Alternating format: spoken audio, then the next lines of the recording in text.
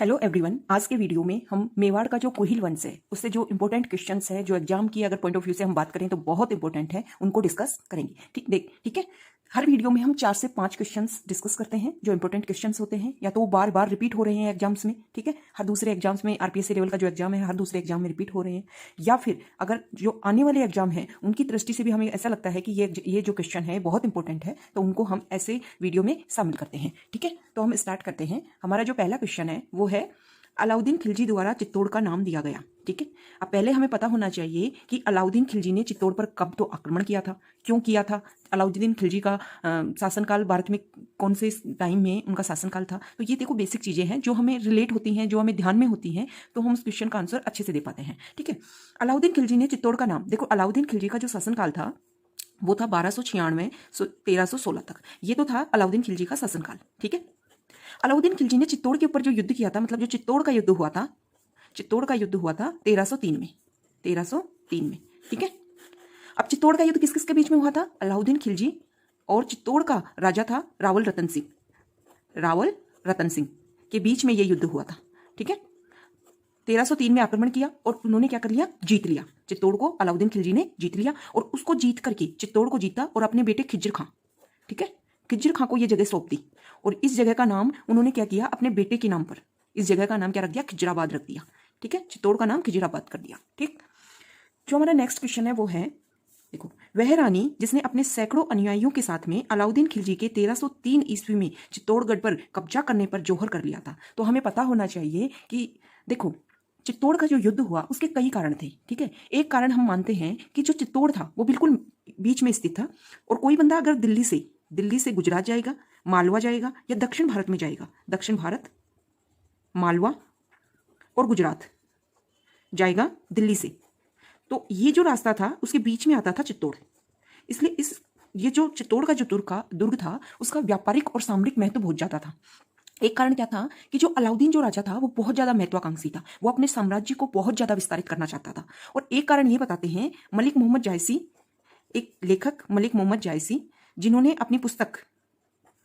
अपनी पुस्तक पद्मावत में ये बात लिखी कि जो ये युद्ध हुआ ना वो रावल रतन सिंह की पत्नी थी पद्मिनी, रावल रतन सिंह की पद्मिनी थी, जो सिंगलदीप वर्तमान में जो श्रीलंका है उसकी राजकुमारी थी और उनकी शादी हुई रावल रतन सिंह से। ठीक है, वो बहुत सुंदर, उनको बताते हैं कि वो बहुत सुंदर थी और उसको पाने के लिए अलाउद्दीन खिलजी ने ये युद्ध किया था, ये आक्रमण चित्तौड़ पर। एक कारण ये भी था कि रानी पद्मिनी को पाने के लिए अलाउद्दीन खिलजी ने युद्ध व आक्रमण किया था।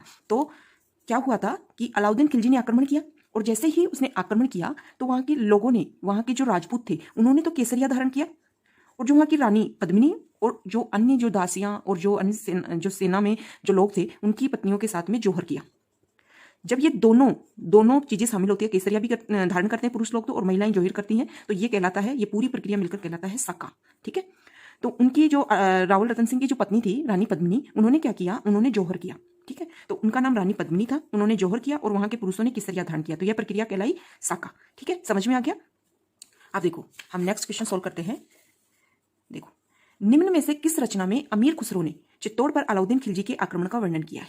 ठीक है, तो देखो हमें ध्यान होना चाहिए कि जब अलाउद्दीन खिलजी ने चित्तौड़ पर जब आक्रमण किया था तो जो अमीर खुसरो एक लेखक हैं वो भी उनकी सेना में उपस्थित थे, वो भी उनके साथ मौजूद थे। ठीक है, तो जो अमीर खुसरो का ग्रंथ है तारीख ए अलाई, और इसका ही दूसरा नाम है खजाइन उल फुतू। इसी ग्रंथ में, ठीक है, इसी रचना में अमीर खुसरो ने यह बताया था, इस पूरे युद्ध का वर्णन किया था। ठीक है, तो उनके ग्रंथ का नाम है खजाइन उल फुतू। ठीक है, जो हमारा नेक्स्ट क्वेश्चन है वो है निम्न में से कौन सा दिल्ली सुल्तान गोहिल शासक जैतर सिंह द्वारा पराजित किया गया था? अब देखो, हम राजस्थान का जो हिस्ट्री, आर्ट और कल्चर जो हम स्टैटिक पोर्शन कर रहे हैं, मतलब जो हमारा जो थ्योरी है जो हम पढ़ रहे हैं, उसमें देखो हम हर राजा का शासनकाल को अच्छे से पढ़ रहे हैं और उस शासनकाल में क्या क्या इंपॉर्टेंट चीजें हुई थी उनको भी हम अच्छे से पढ़ रहे हैं। इसलिए हमें किसी भी राजा का कम से कम उसका शासनकाल ध्यान होना चाहिए, जिससे हम जब कोई वंश पढ़ते हैं ना तो उस वंश में हम रिलेट कर पाते हैं कि अच्छा इस राजा के समय में दिल्ली में कौन राजा था, वो भी हम जब भारत का जब हम इतिहास पढ़ेंगे तो उसमें हम रिलेट करेंगे। और रिलेट करने से क्या होता है, जब दोनों का शासनकाल मैच होता है तो हम इनडायरेक्टली, हमें नहीं पता लेकिन हमें जब मतलब मान लो किसी राजा का शासनकाल पता है और हमें किसी युद्ध की तारीख भी पता है तो हम रिलेट कर पाएंगे कि हाँ इस राजा के समय में ये हुआ था। तो हमने देखो जैतर सिंह का हमें शासनकाल पता होना चाहिए 1213 से 1253 तक। ठीक है, ये जैतर सिंह का शासनकाल है। अब जब जेतर सिंह के राजा था मेवाड़ में, उस समय दिल्ली में शासक था इल्तुतमिश। ठीक है, इल्तुतमिश जो था उसने आक्रमण कर दिया था जेतर सिंह के राज्य पर। अब क्या हुआ, उस समय जो मेवाड़ की राजधानी थी वो नागदा थी। अब आक्रमण किया, इल्तुतमिश ने आक्रमण किया नागदा पर। अब वो जीत तो नहीं पाया, लेकिन उसने नागदा को तहस नहस कर दिया। मतलब नागदा बुरी तरह से नष्ट हो चुका था, नागदा जो शहर था। इस कारण जेतर सिंह ने क्या किया, अपनी राजधानी को चित्तौड़ स्थानांतरित कर दिया।